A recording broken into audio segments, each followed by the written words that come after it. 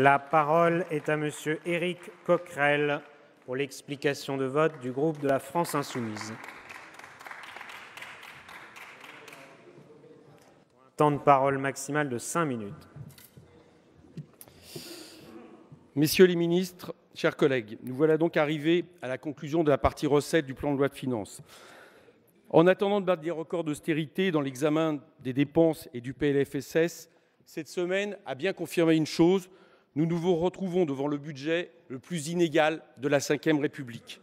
D'autres ont voulu par le passé un bouclier social, voire un bouclier fiscal. Vous avez effectivement confirmé que vous installez un bouclier du capital. J'aimerais, dans ces 5 minutes, éveiller chez nos collègues d'En Marche, qui vont voter dans quelques minutes, au moins un principe de précaution. Car nous voilà quand même devant une majorité inédite qui applaudit debout la casse du Code du travail, la fin de l'ISF, la flat tax, comme d'autres par le passé applaudissaient les congés payés, le vote des femmes, la légalisation de l'IVG ou la fin de la peine de mort.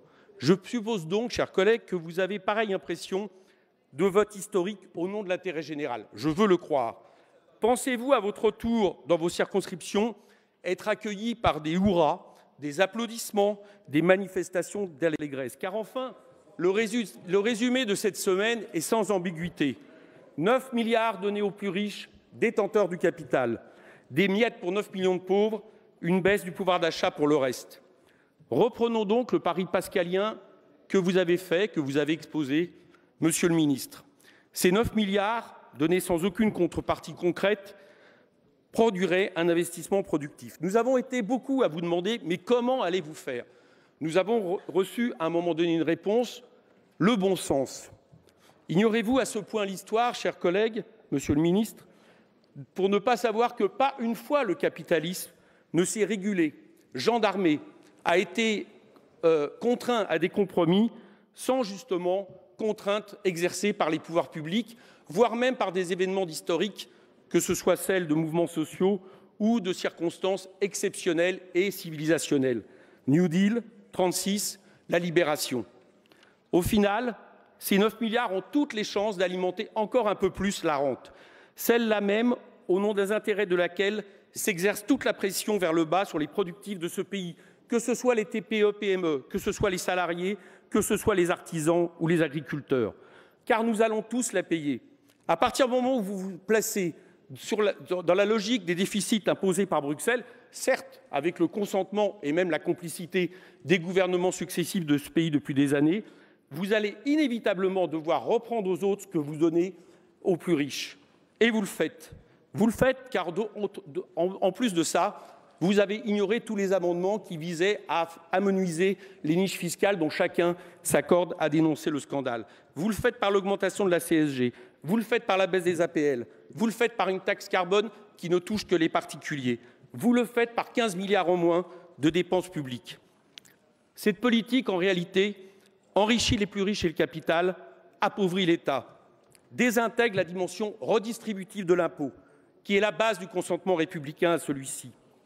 En quelques mois, vous incarnez la marche arrière vers le XIXe siècle, celle du travail à la tâche, que vous avez accru encore avec l'idée de multiplier par 2 le plafonnement des auto-entrepreneurs, qui s'ajoute aux ordonnances, qui s'ajoute à ces fameuses directives sur les travailleurs détachés dont vous vous enorgueillissez alors que vous légitimez le dumping interne, et qui font de Mme Pénicaud la ministre la plus antisociale de la Ve République, mais aussi de la plus appréciée du MEDEF. À ce monde de la concurrence, de la dérégulation et de l'austérité, plus que jamais, nous répondons par l'avenir en commun, celle de la taxe différentielle, celle d'un impôt sur le revenu sur 14 tranches qui verrait les plus riches de nos concitoyens, ceux qui gagnent au-dessus de 400 000 €, eh bien, imposés à 90% de leurs revenus. Celle de la taxation de ceux dont la richesse alourdit la cordée collective que le peuple de la France, excusez-moi, assure. Je peux parler de ceux qui font de leur richesse sur le capital leur seul motif de fierté.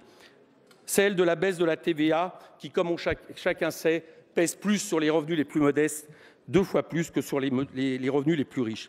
Le 2 novembre, nous proposerons pour cela un contre-budget qui montrera qu'il y a un autre avenir, une autre possibilité pour ce pays que ce budget de l'austérité et de l'inégalité sur lequel nous voterons contre, car il est finalement celui du président des ultra-riches, et c'est la logique même de ce budget. Merci.